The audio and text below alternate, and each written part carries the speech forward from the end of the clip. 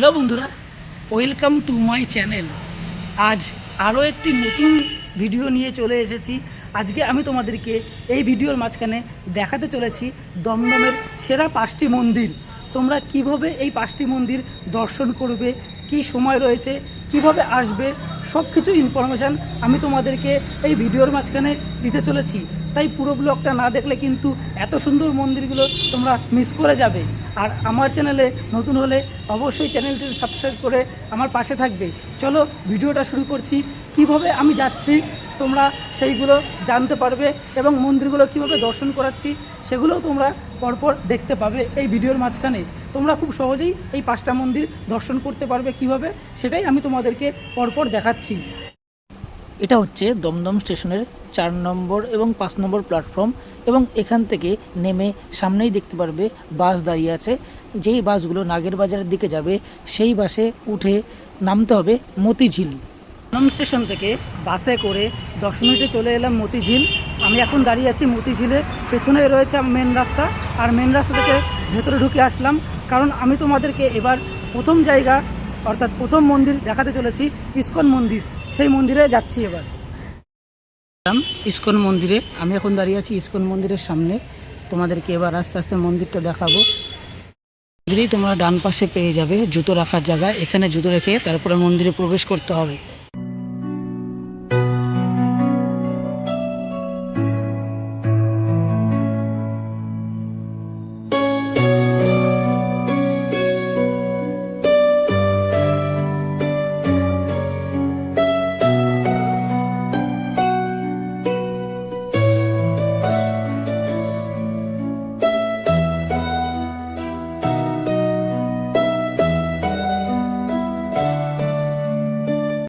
আছি এখন দমদম ইস্কন মন্দিরের সামনে। সেই মন্দির তোমাদেরকে এখন দেখাচ্ছি।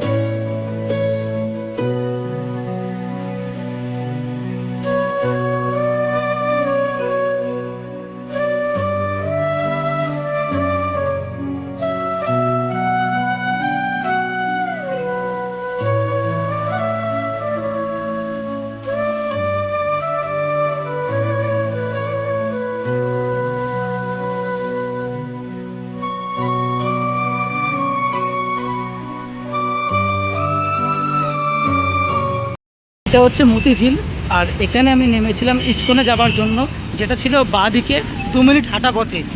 আবার ইস্কন থেকে আসার পর এই মোড়ের মাথায় আসলাম। এসেই তোমরা দেখতে পাচ্ছ ডান দিকে একটা রাস্তা ওই দিক চলে যাচ্ছে, ওই রাস্তায় এবার আমাকে যেতে হবে। আর ওই রাস্তা দিয়েই গেলে আমরা আজকে দ্বিতীয় মন্দির তোমাদেরকে দেখাতে পারবো, সেটা হচ্ছে বগলামুখী মন্দির। মোড় থেকে মাত্র 3 মিনিট হাঁটা পথেই আমি চলে এলাম মা বগলামুখী মন্দিরের সামনে। খুব সুন্দর এবং খুব জাগ্রত এই মন্দির। মন্দিরটা দেখতে হয়তো ছোট হতে পারে, কিন্তু এই মন্দিরের প্রচুর ইতিহাস এবং প্রচুর জাগ্রত রয়েছে, সেটা তোমাদেরকে আমি এক এক করে জানাচ্ছি।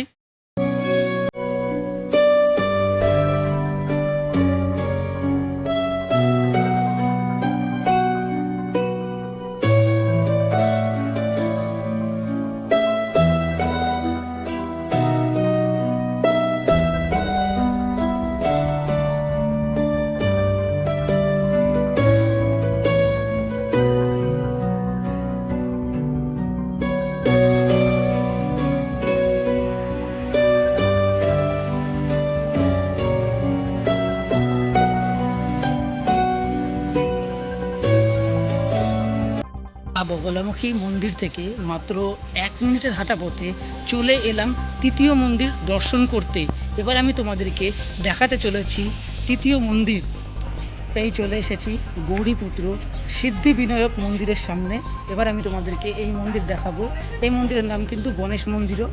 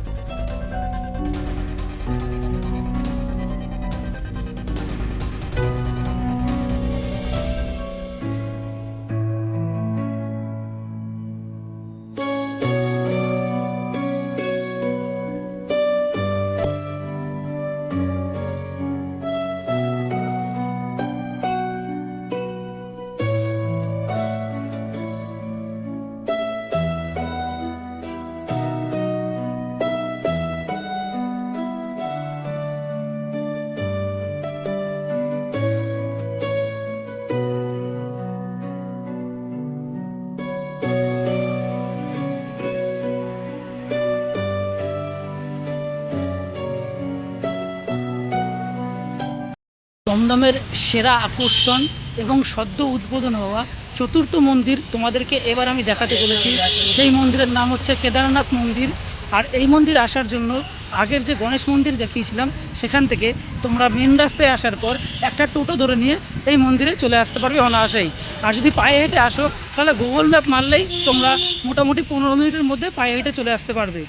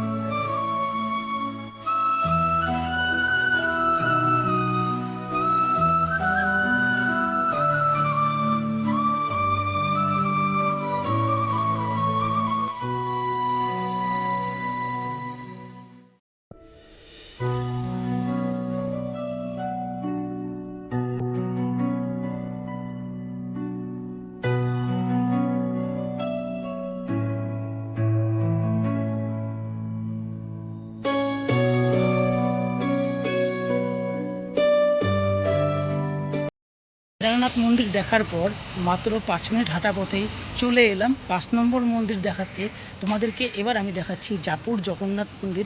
সেই মন্দিরের সামনে আমি চলে এসেছি।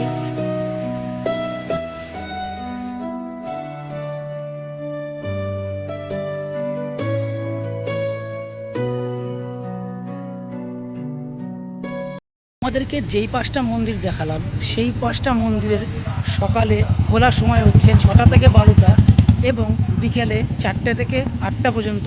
সবগুলো মন্দিরই কম বেশি এই একই টাইমে খোলে। তোমরা সকালে বা বিকালে তোমরা যখন আসবে এই মন্দিরগুলো দর্শন করার সময় হচ্ছে এটাই।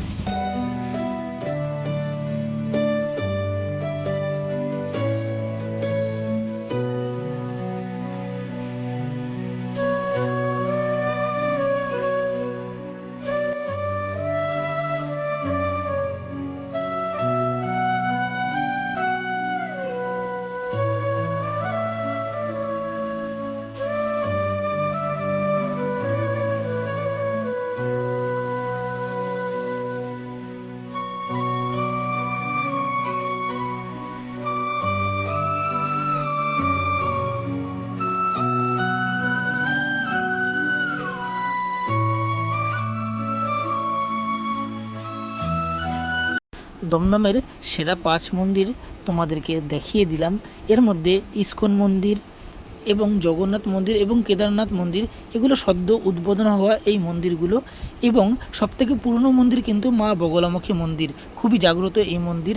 এখানে নাকি মনের মনস্কামনা পূর্ণ হয় ওই মন্দিরে, তোমরা যা চাইবে। তো ভিডিওটি তোমাদের কেমন লাগলো অবশ্যই কিন্তু কমেন্ট করে জানাবে। ভালো লাগলে অবশ্যই শেয়ার করবে এবং একটা লাইক দেবে। আর আমার চ্যানেলে নতুন হলে অবশ্যই চ্যানেলটিতে সাবস্ক্রাইব করে আমার পাশে থাকবে। আশা করি তোমাদের সকলের ভালো লেগেছে ভিডিওটি। আজকের মতো এইটুকুই। পরের ভিডিও খুব তাড়াতাড়ি আসতে চলেছে। ততক্ষণ তোমরা ভালো থেকো, সুস্থ থেকো।